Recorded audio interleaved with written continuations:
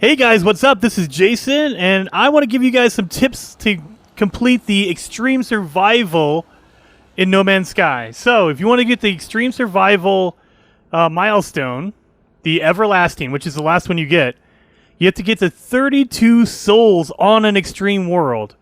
And like before, they've done an update to this particular milestone, guys. So there's a couple things that are new.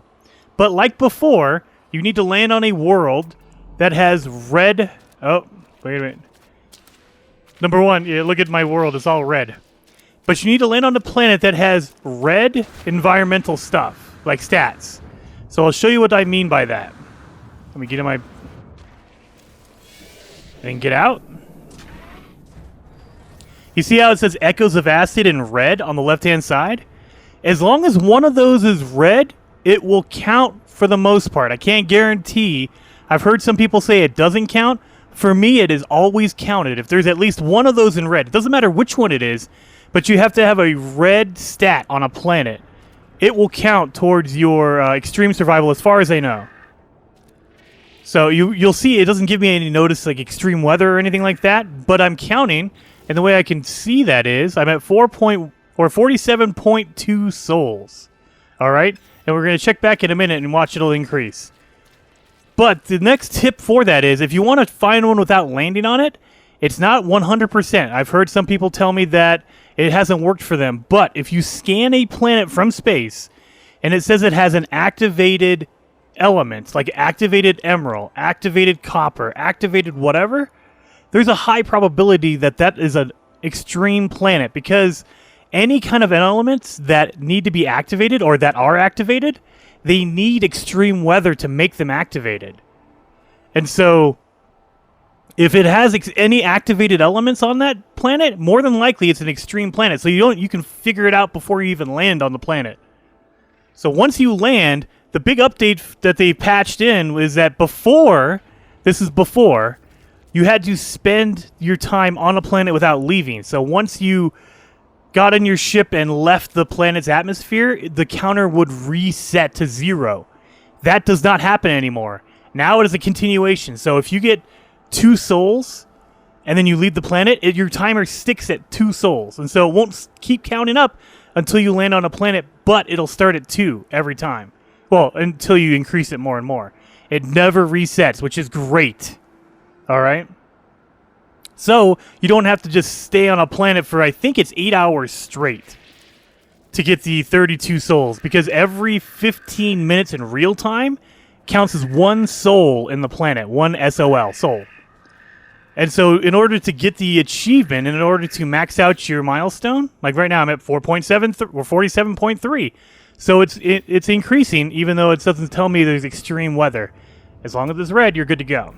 But if you're trying to get the maximum amount, 32 souls, it's going to take about 8 hours to do that. So what I did was I landed on a planet, I went inside a building, and I just sat there because as long as you're on foot, that still applies. In order for it to count your souls, how much time you have on an extreme planet, you have to be on foot. You can be in a cave, which is okay. You can be in a building, which is okay, but you have to be on foot. You can't be in your ship. You can't, be on your frigate. You can't call your frigate into the atmosphere and do it that way. You have to be on foot. But if you're in a cave, it still counts. If you're in a building, if you're in your base, it still counts. As long as you're walking around. Now, the problem I ran into, because I did mine overnight, I just left it on. I walked into a building and left it on. The problem I ran into is I'm playing on the Xbox One, guys. And if you have any of the settings, let me show you my settings. In the idle options under your preferences, if you have show me things when idle, once your game idles, it will stop the timer. So I ran into it. I let it run overnight for about 9 hours, and I got 2 souls. And that's because I have mine set to 60 minutes. But then once it dimmed and it showed me a thing while I was idle, it stopped the timer for whatever reason. So if there's anything, like if your screen will dim or if you have your Xbox set to turn off after a certain amount of time, it's going to screw this thing up. But this morning, I turned it on before I went to work, and I made sure to uncheck that to make sure nothing pops up while I was idle.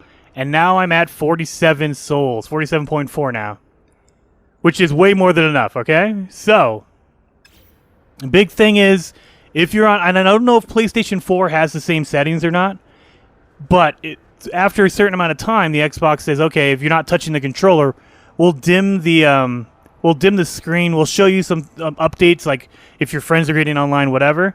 That will stop your timer. Do not have that on. That's a big thing. I didn't even realize that until I noticed that it happened. So, those are the few tips that I use to get to my 32, well now 47 souls in survival. So, definitely, I mean, it's not going to work 100% of the time. And if you have any other tips that you could think of, please let me know in the comments down below, alright? But until then, until next time, guys, I will see you later, and hit that like button for me.